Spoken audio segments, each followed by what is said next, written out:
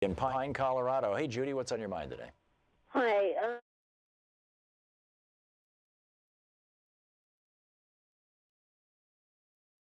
Right now is going to be the start of the finish of the First Amendment, along with the arrest and jailing of Julian Assange. Both freedom of speech and freedom of the press will be at the brink. Well, they're at the brink now, but with Julian's arrest, with this anti-Israel boycott law, the Israeli anti-boycott law, that opens everything up to stop speech on anything else they want to stop speech on. So the First Amendment is threatened right now. And most Democrats are supporting this bill, that Americans, by this bill, Americans will be basically swearing allegiance to Israel. Yeah, they will not be allowed to talk to anybody about Israel and boycotts or any sanctions or whatever, and they will not be able to join any protests that may have anything to do with being against actions being taken by Israel against the Palestinians. Yep, you're right. And there was I believe it was a professor in, or maybe a PhD candidate, but I think it was a professor. Yeah, it was Angela Davis. You're right. Angela Davis was supposed to get this award. And because she had endorsed the BDS movement, the Boycott and Divestiture movement, which is in opposition to Israel's policies with regard to, in particular, Gaza, but also the Palestinians in the West Bank, they stripped the award from her.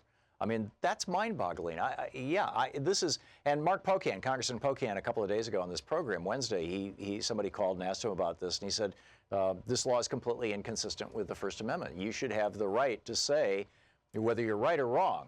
Whether it's a high noble calling or whether it's something totally crazy. I mean, if Nazis have the right to march in Charlottesville, then people should have the right to say whether it's correct or not that they disagree with Israel's policies. And right. to criminalize that is mind-boggling. They're allowed to beat people up and not get arrested, while peaceful protesters, if you're on the so-called left, get beat up by the cops, maced and arrested, thrown in jail, facing 70 years for conspiracy to riot. So our speech has already been threatened. Oh yeah, and this has been going on for a long time. This goes back to the first installation of free speech zones back in the late 90s, and around the president, where they said, if you want to protest, you've got to go stand in this particular spot. And then Clinton started that out, and then George W. Bush just turned it into a thing. I mean, it was everywhere. Yep. And now Trump has taken that a step up. His rallies are campaign rallies, and literally from the first day of his presidency. And because they are private campaign events, they can allow only people to come in who meet their criteria, which is, have you donated more than once to the Trump campaign? If you have, then you can come into these rallies.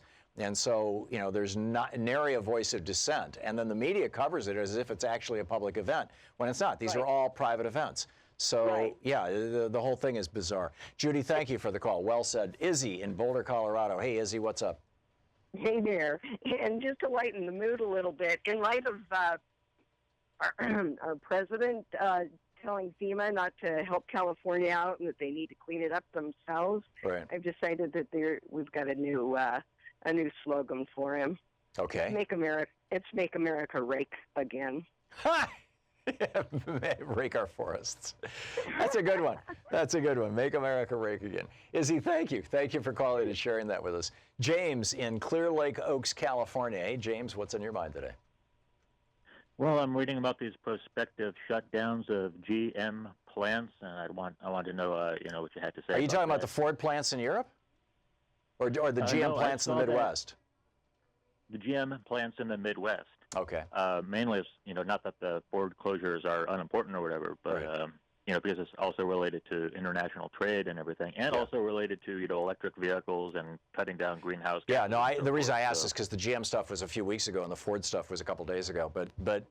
So what's your question or point? So basically, how soon do you think we should, as Democrats, shift our focus to that issue and maybe do something like work on a bipartisan solution to this wall thing where maybe we'll say, okay, we'll give you $1 billion and you have to meet these requirements. We already did. Like the legislation that passed the Senate unanimously last December 19th gave Trump $1.6 billion for the wall. That legislation was brought up in the House back last Thursday, and it passed with the majority of with all of the Democrats and 7, as I recall, Republicans. And it gives Trump over $1 billion for the wall. He says no, and Mitch McConnell says no. We need to own this issue of jobs, though. No, I agree with you, and Sherrod Brown is all over that. And by the way, keep an eye on this guy when he's running for president. He's going to be a force to be reckoned with. But you're absolutely right, and we'll see how it shakes out. James, thanks for the call. It's 27 minutes past the hour.